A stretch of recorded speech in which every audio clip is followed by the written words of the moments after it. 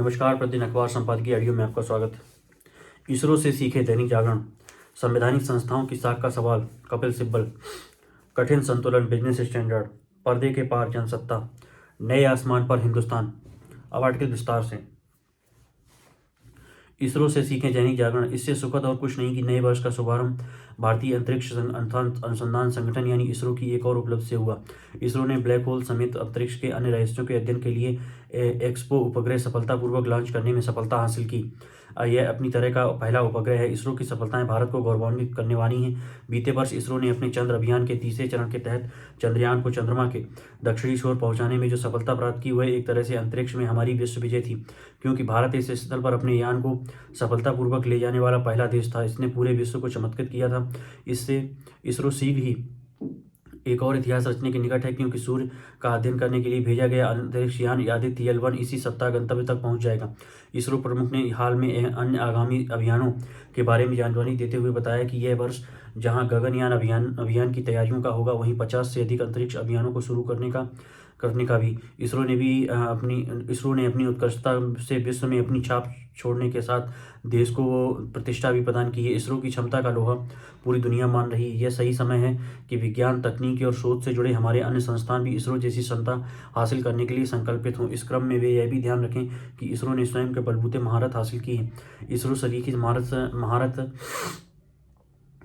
अन्य संस्थाओं एवं विशेष रूप से रक्षा अनुसंधान एवं विकास संगठन जैसे उन संस्थाओं को प्राथमिकता के आधार पर हासिल करनी चाहिए जिन पर उन्नत आयुध सामग्री बनाने की जिम्मेदारी है।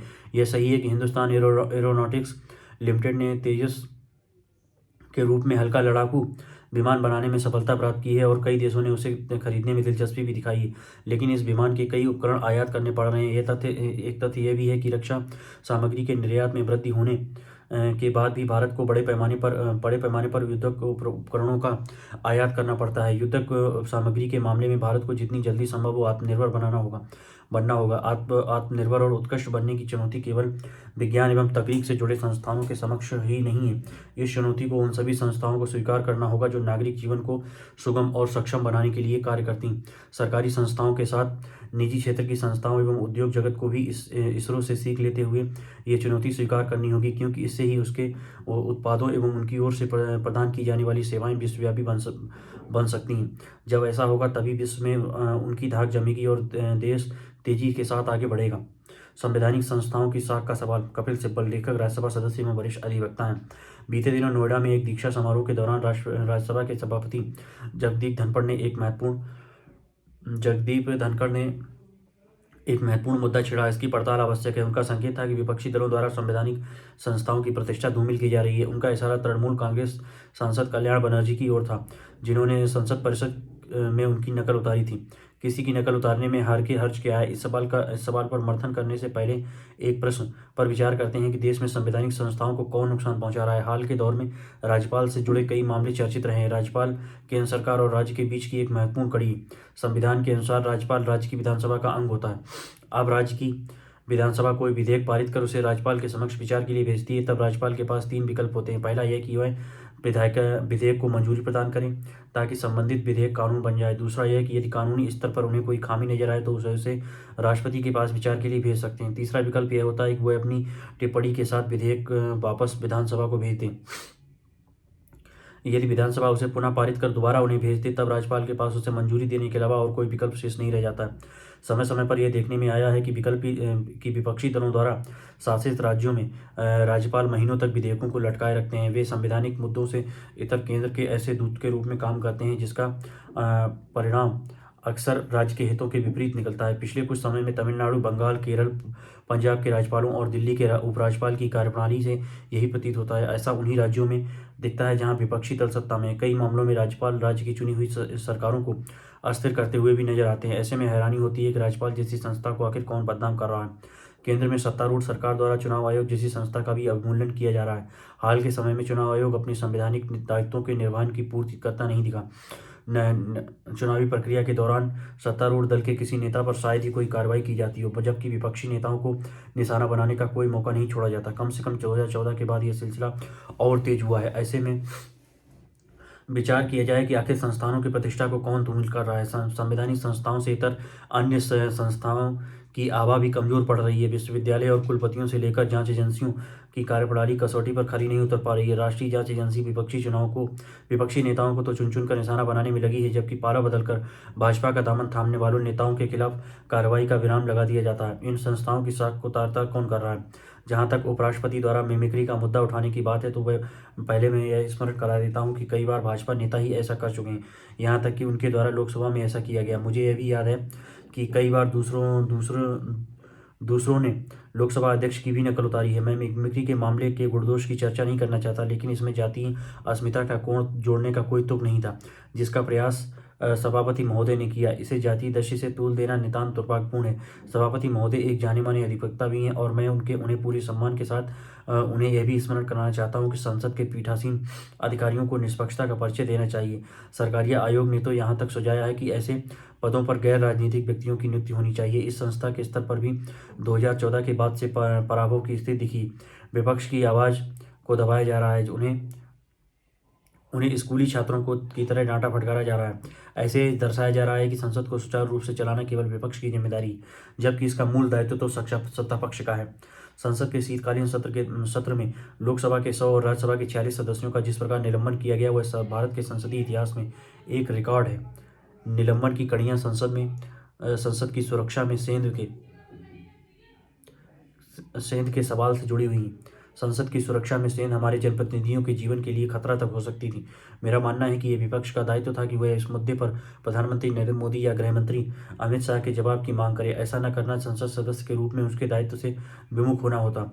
वास्तव में प्रधानमंत्री या गृह मंत्री को शैक्षिक रूप से इस मामले में आकर बयान देना चाहिए था। विपक्ष करे तो इसके लिए मांग करने की आवश्यकता ही नहीं पड़नी चाहिए। ऐसा न करके उल्टे विपक्ष के सवालों की इस प्रकार अनदेखी कर सरकार ने यही दर्शाया है कि संसद के प्रति उसके सम्मान का स्तर क्या है।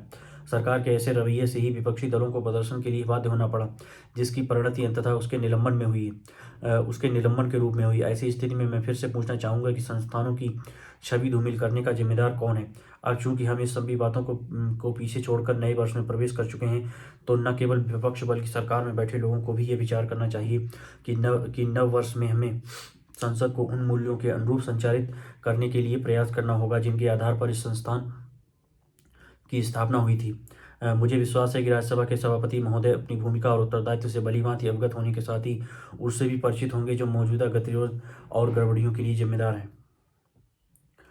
कठिन संतुलन बिजनेस स्टैंडर्ड 16वें वित्त आयोग के लिए सरकार की योजनाएं आकार ले रही हैं और उनमें कुछ चौंकाने वाली बातें शामिल है। सरकार ने घोषणा की एक सुप्रसिद्ध अर्थशास्त्री अरविंद पनगड़िया वर्तमान में कोलंबिया विश्वविद्यालय में प्रोफेसर और नीति आयोग के गठन के तत्काल बाद उसके उपाध्यक्ष रह चुके हैं। इस आयोग की कमान संभालेंगे। आयोग के अन्य सदस्यों के बारे में घोषणा का इंतजार है। प्रोफेसर पनगड़िया निश्चित तौर पर इस बात से अवगत हैं कि भारत में तकनीक प्राथमिकताओं के क्रियान्वयन के मामले में किस प्रकार की राजनीतिक बाधाएं सामने आती हैं। वर्तमान व्यवस्था भी इससे अलग नहीं है, परंतु इसके बावजूद वित्त आयोग के अध्यक्ष के रूप में काम करने के लिए एक नाजुक राजनीतिक संवेदनशीलता की आवश्यकता होती है, ताकि राजकोषीय संघवाद के मामले में विभिन्न राजनीतिक गुटों के बीच समझौते को तेजी से अंजाम देने में मदद मिल सके। तथ्य यह है कि केंद्र और राज्य सरकारों के बीच संघीय तनाव बढ़ने के बीच वित्त आयोगों की भूमिका लगातार अहम होती जा रही है। वित्तीय संसाधनों और राजनीतिक शक्ति को लेकर राज्यों के बीच अलग अलग मत के साथ भी यही बात है। उदाहरण के लिए दक्षिण भारत के राज्य उत्तर भारत के राज्यों को किए जाने वाले हस्तांतरण के आकार को लेकर बहुत अधिक चिंतित हैं। अन्य राज्य सरकारें इस बात को लेकर चिंतित हैं कि अपनी नीतियों को लेकर उन्हें बहुत कम स्वतंत्रता हासिल है। वस्तु एवं सेवा कर ने बिक्री कर तय करने की उनकी स्वतंत्रता छीन ली है। केंद्र सरकार के कल्याण कार्यक्रम बहुत अधिक प्रभावी होते जा रहे हैं और समय के साथ स्थानीय बिजली वितरण कंपनियों के उपयोग या दुरुपयोग जैसे संरक्षण के अवसर भी कम होते जा रहे हैं। निसंदेह क्षेत्रीय नेता इसे राजनीतिक गुंजाइश बनाने और उसे बरकरार रखने की अपनी क्षमता में घुसपैठ के रूप में देखते हैं। ऐसे में नीतिगत प्रयोगों और राज्य स्तर की कुछ जरूरतों की पूर्ति के लिए भी बहुत कम गुंजाइश बचती है। 16वें वित्त आयोग के पास ये जिम्मेदारी होगी कि वह उन संसाधनों का निर्धारण करे जो उन नाखुश राज्य सरकारों के लिए उपलब्ध होंगे। ऐसे में आयोग का काम व्यापक तौर पर कार्यशील संघवाद के संरक्षण का होगा, जबकि इसके साथ ही उसे वृद्धि एवं विकास की गति को भी बरकरार रखना होगा। 16वें वित्त आयोग से जुड़ा दूसरा आश्चर्य यह है कि सरकार ने आयोग के कार्यक्षेत्र के बारे में न्यूनतम निर्देश जारी करने का निर्णय लिया है। पिछले वित्त आयोगों को आयोग को सुरक्षा व्यय को नियंत्रित करने से लेकर सरकार के तीसरे स्तर को मिलने वाली वित्तीय मदद तक की सुरक्षा की समीक्षा के लिए विभिन्न विषयों का एक विस्तृत सेट जारी किया गया था। 15वें वित्त आयोग के कार्यक्षेत्र को कुछ हद तक विवादास्पद भी माना जाता है, क्योंकि ये माना गया है कि वे राज्यों की कल्याण योजनाओं को लोक लुभावन ठहराने को प्रोत्साहित करती थी, जबकि केंद्र सरकार की योजनाओं के साथ ऐसा नहीं था। 16वें वित्त आयोग के कार्यक्षेत्र में ऐसे किसी भी विवाद से बचा गया है। कार्यक्षेत्र के बिंदु संविधान के तहत ऐसे आयोगों के लिए दिए गए अधिदेश के अनुरूप हैं। ऐसे में आयोग के अध्यक्ष को सामान्य से अधिक विवेकाधिकार दिए जाएंगे। उसे ही यह तय करना होगा कि आयोग को किन मुद्दों पर अधिक समय लगाना है। आयोग का प्रबंधन राष्ट्रीय एकीकरण की कवायद होगा, न कि साधारण तकनीकी या लेखा कवायद। यह बात भी महत्वपूर्ण है। पर्दे के पार जनसत्ता। ब्रह्मांड से जुड़े अनेक तथ्य आज भी अवधारणाओं तक सीमित हैं। वैज्ञानिक खोजों के जरिए उन पर से पर्दा हटाना अब भी एक बड़ी चुनौती है। कृष्ण विवर यानी ब्लैक होल भी एक ऐसा ही रहस्य है। वैज्ञानिकों का मानना है कि जब भी कोई तारा अपने भीतर से उड़ जाता है तो कृष्ण विवर में परिवर्तित हो जाता है। उस खाली जगह का गुरुत्वाकर्षण इतना तीव्र होता है कि वह आसपास के तारों को भी अपने भीतर खींच लेता है। इस तरह उनका द्रव्यमान भी उसी में समाहित हो जाता है। अवधारणा है कि अरबों वर्ष बाद सूर्य भी एक कृष्ण विवर में परिवर्तित होकर दूसरे तारों को अपने में समाहित करना शुरू कर देगा। माना जाता है कि इसी तरह एक दिन सारे ग्रह ब्लैक होल में समा जाएंगे, मगर अभी तक किसी कृष्ण विवर की विश्वसनीय तस्वीर सामने नहीं आ सकी है। जो भी तस्वीरें उपलब्ध हैं वे वैज्ञानिकों की कल्पना के पर ही आधारित हैं। अब इस रहस्य से पर्दा उठाने के मकसद से भारतीय अंतरिक्ष अनुसंधान संगठन यानी इसरो ने एक्सरे पोलरीमीटर यानी एक्सपोसैट का प्रक्षेपण किया है। इससे अंतरिक्ष में एक ऐसी वेधशाला स्थापित की जाएगी जो विशेष रूप से कृष्ण विवर का ही अध्ययन करेगी। हालांकि इससे पहले कृष्ण विवर के अध्ययन के लिए अमेरिकी अंतरिक्ष अनुसंधान केंद्र नासा अपनी एक वेधशाला स्थापित कर चुका है, मगर उसकी उम्र केवल 2 साल की थी, जो अब समाप्त होने को है। भारतीय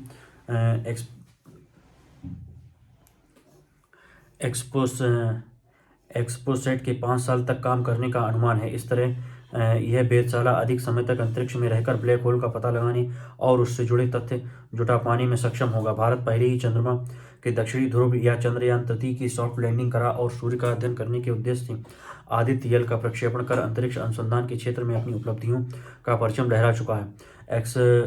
एक्सपोसैट का प्रक्षेपण कर एक नया कीर्तिमान स्थापित किया है। अगर इस अभियान में इसरो कृष्ण विवर से जुड़े रहस्यों पर पर्दा उठाने में कामयाब रहता है तो निस्संदेह यह दुनिया के अंतरिक्ष अनुसंधान में बहुत बड़ी उपलब्धि होगी। 90 के दशक तक भारत को उपग्रह प्रक्षेपण के मामले में भी दूसरे देशों पर निर्भर रहना पड़ता था। अब वह न केवल इस क्षेत्र में आत्मनिर्भर हुआ है, बल्कि दुनिया के उपग्रह प्रक्षेपण के बाजार में विकसित देशों से होड़ कर रहा है। अब वह अपने बूते बहुत कम लागत में उपग्रह निर्माण कर अनुसंधान के लिए भी भेजना शुरू कर चुका है। एक्सपोसैट उसी की अगली कड़ी है। दरअसल ब्रह्मांडीय विचलनों के चलते पृथ्वी ग्रह पर जीवन को लेकर अनेक चुनौतियां पैदा होने लगी हैं। चूंकि सौरमंडल के सारे ग्रह गुरुत्वाकर्षण बल के जरिए ही परस्पर जुड़े एक दूसरे को संतुलित करते हुए गतिमान है, इसलिए मंदाकिनी के तारों का अचानक लुप्त होना और अपने पीछे एक ब्लैक होल छोड़ जाना सौरमंडल के लिए खतरे का संकेत है। इनका द्रव्यमान इतना सघन और गुरुत्वाकर्षण इतना तीव्र होता है कि प्रकाश की किरणें भी उनके पार नहीं जा पाती, वे उन्हें अवशोषित कर लेते हैं। इनका अध्ययन उन उपायों की तलाश का रास्ता भी खोलेंगी जिससे कृष्ण विवर के खतरों से पार पाया जा सके। एक्सपोसैट 50 संवादित ब्रह्मांडीय स्रोतों से निकलने वाली ऊर्जा का पता लगा सकेगा। इसके अध्ययन से मानव जीवन के बहुत सारे रहस्यों से भी पर्दा उठ सकेगा। नए आसमान पर हिंदुस्तान।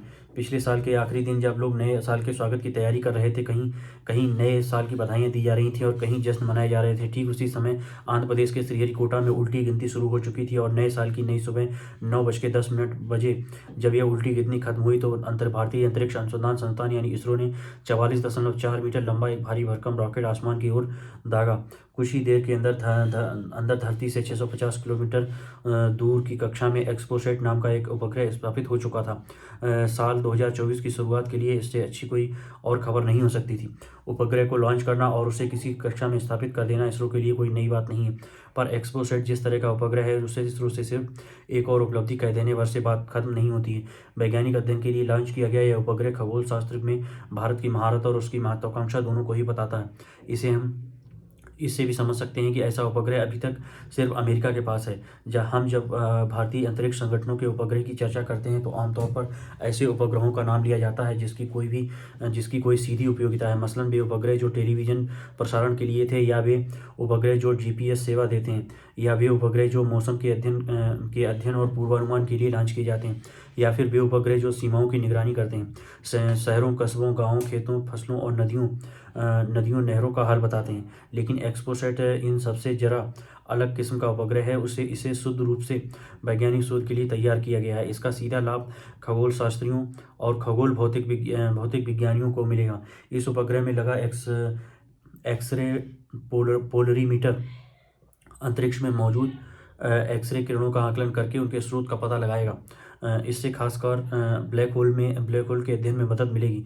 इसके जरिए हम ब्रह्मांड की उत्पत्ति और धरती के लिए अंतरिक्ष में मंडराते खतरों के बारे में ज़्यादा अच्छी समझ बना सकेंगे। यह उपग्रह दरअसल उस सिलसिले की अगली कड़ी है जो 1996 में शुरू हुआ था। इसे भारतीय एक्सरे एस्ट्रोनॉमी प्रयोग कहा गया था। इसी कड़ी में साल 2004 में एस्ट्रोसैट नाम का उपग्रह लॉन्च करने की योजना बनी थी। वह उपग्रह 2015 में लॉन्च किया गया था। अंतरिक्ष के अध्ययन के लिए तैयार किया गया यह भारत का पहला उपग्रह था। एक्सपोसैट इसी की अगली कड़ी है जो एक बड़ी छलांग तो है ही, साथ ही यह भारत के उपग्रह कार्यक्रम की निरंतरता का भी प्रतीक है। यहाँ इस बात का भी जिक्र करना जरूरी है कि भारत ने एस्ट्रोसैट का उपयोग किस तरह से किया। एकाधिकार की सोच से परे हटकर इससे मिले डाटा को पूरी दुनिया के वैज्ञानिकों के साथ साझा किया गया ताकि सभी उनका अपने तरह से विश्लेषण कर सकें। इससे भारत की इस सोच का भी पूरी दुनिया को उदाहरण मिला है कि ज्ञान और विज्ञान सभी के लिए हैं और ये बांटने से ही बढ़ते हैं। अब एक्सपोसैट के बारे में भी यही कहा जा सकता है कि इससे मिले डाटा भी दुनिया के कई देशों के वैज्ञानिकों के साथ साझा किए जाएंगे। इस लिहाज से यह भारत ही नहीं पूरी दुनिया के लिए एक उपलब्धि है। धन्यवाद।